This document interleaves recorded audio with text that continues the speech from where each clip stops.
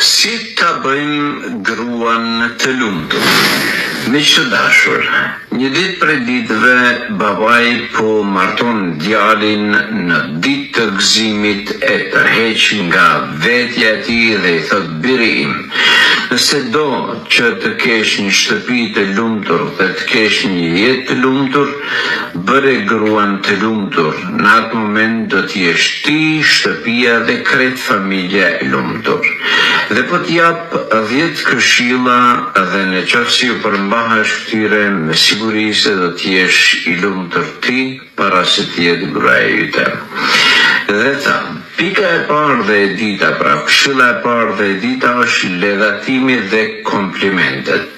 Të lutem, ledhatoj gruan tënde me fjalë të mira dhe të buta dhe jepi kompliment çdo ditë për pamjen e bukur dhe për veprën të cilën e bën të mirë dhe kështu me radhë. Nga se ashtu ka thënë edhe pejgamberi i Zotit, duke thënë jepni grave tuaja komplimente 5 herë në ditë, po qoftë edhe duke i thënë mashallah sa bukur e fale namazin. 3.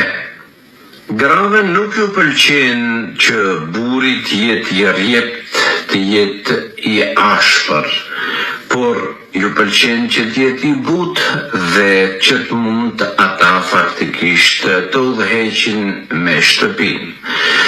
Mirë po, ti duhet të i kesh të dy cilësitë dhe të përdorish 2 cilësitë në vendet e duhura, në kohët e duhur.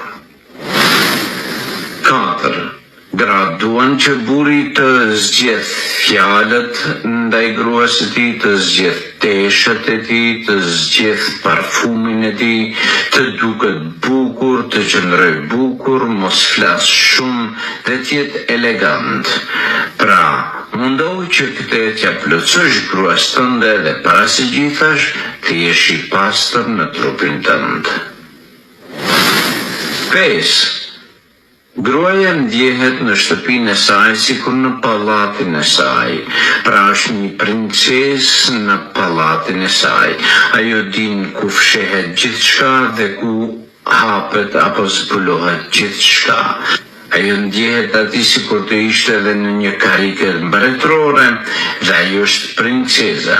Andaj, mos u mundoh që ta plasish atë prej vendit ku e ka, mos u mundoh që shtëpinë e saj t'ja bësh të palumtur asaj. Nga se në moment që do të mundosh ta plasish atë nga posti i saj i princezës në shtëpinë e saj, në atë moment do të gjeje ajo e cila të gjen po ta sulmosh mbretin në pallatin mbretëror. 6. Çdo grua dëshiron që të përvetësojë burrin e saj për vetveten e saj. Dhe të njëjtën kohë dëshiron që të ketë afër vetes familjen e saj.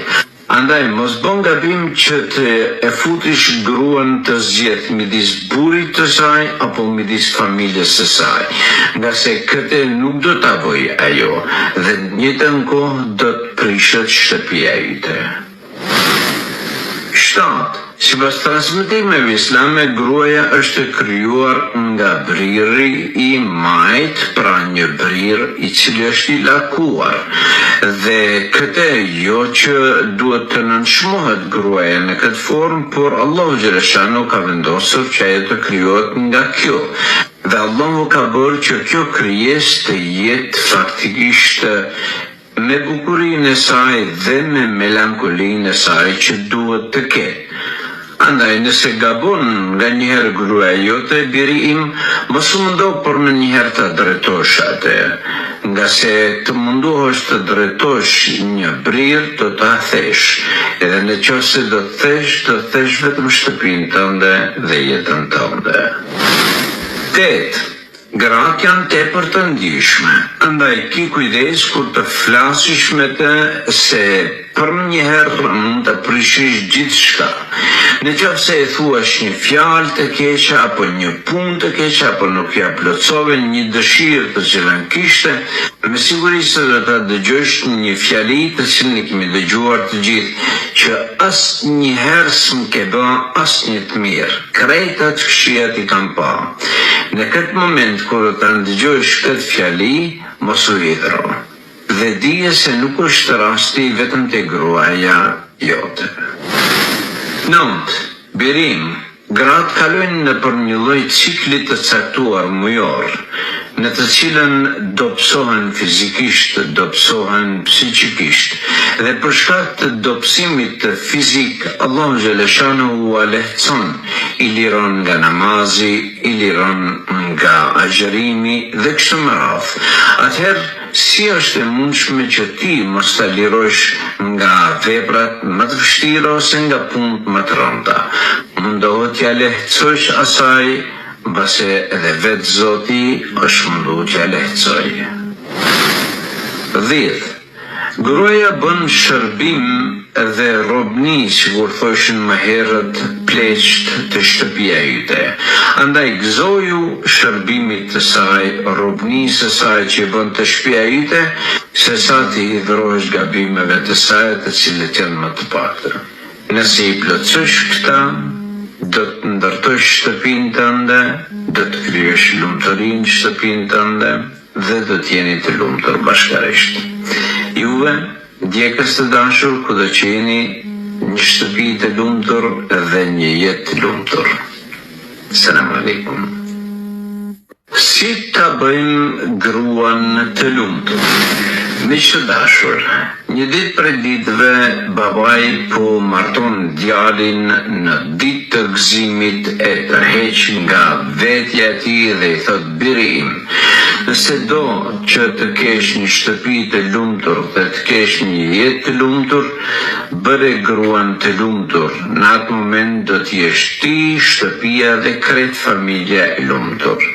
Dhe po t'jap 10 këshilla, dhe në qoftë se ju përmbahesh këtyre, me siguri se do t'jesh i lumtur ti para se t'jetë gruaja yte.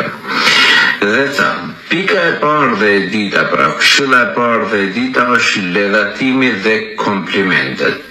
Të lutem, ledhatoj gruan tënde me fjalë të mira dhe të buta dhe jepi kompliment çdo ditë për pamjen e bukur dhe për veprën të cilën e bën të mirë dhe kështu me radhë.